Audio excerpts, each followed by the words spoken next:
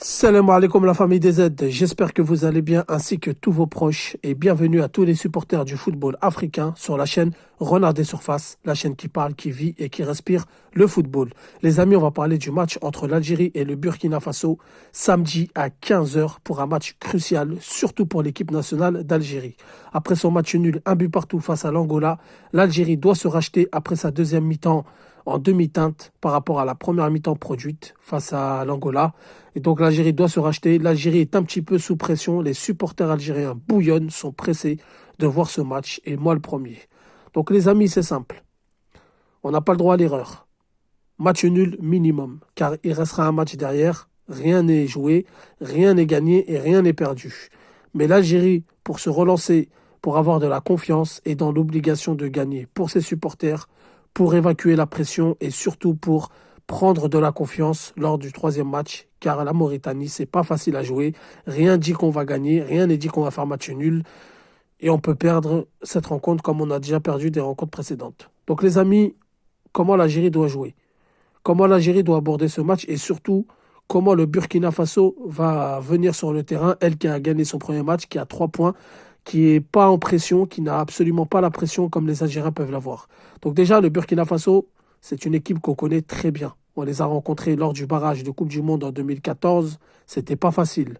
Défaite 3-2 chez eux, à l'arrache, et victoire à l'arrache 1-0 au retour à Blida qui nous qualifie en Coupe du Monde. On les a rencontrés lors de phase de groupe pour la qualification à la Coupe du Monde 2022.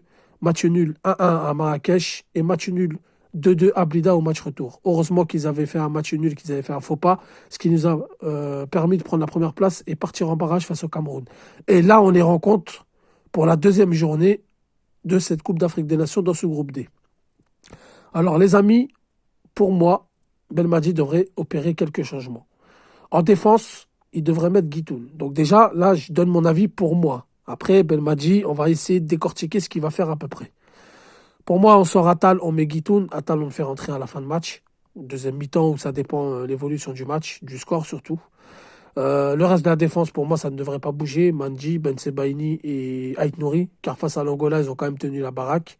Ensuite, au milieu de terrain, c'est là que l'interrogation se pose. Est-ce que Benasser doit jouer titulaire? Est-ce que Ben Taleb doit jouer titulaire?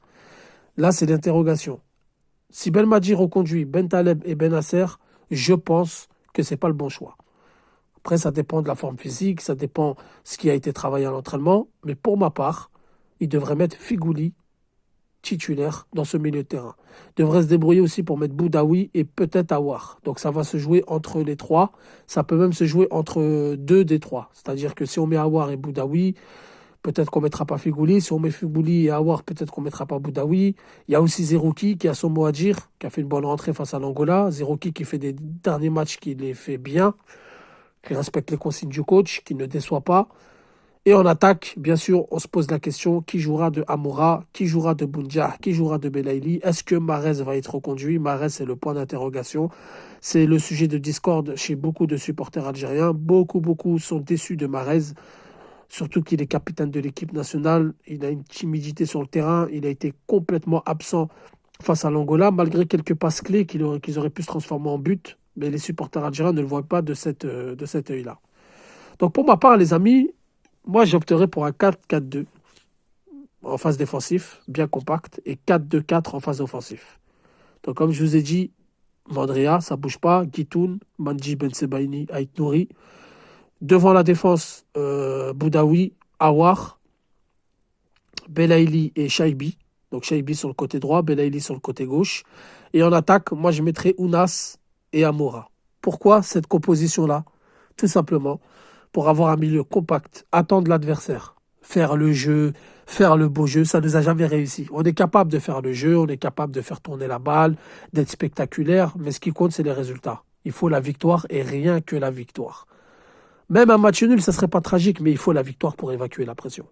Donc Belaïli qui fait beaucoup les replis défensifs, qui fait beaucoup les efforts défensifs, d'accord. Chaibi, c'est pareil, c'est très costaud, il fait beaucoup les accélérations, box-to-box, il est précis dans les passes, précis dans son jeu.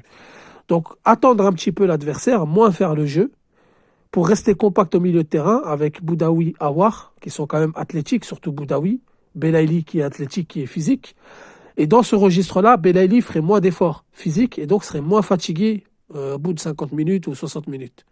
Et donc, il serait très précieux pour lancer des contre-attaques sur Ounas et Amoura. Amoura qui pourrait percuter à gauche dans l'axe. Ounas qui peut percuter à droite et dans l'axe. Ce qui fait qu'on occupe la largeur de l'attaque. On est compact au milieu de terrain, on resserre les lignes.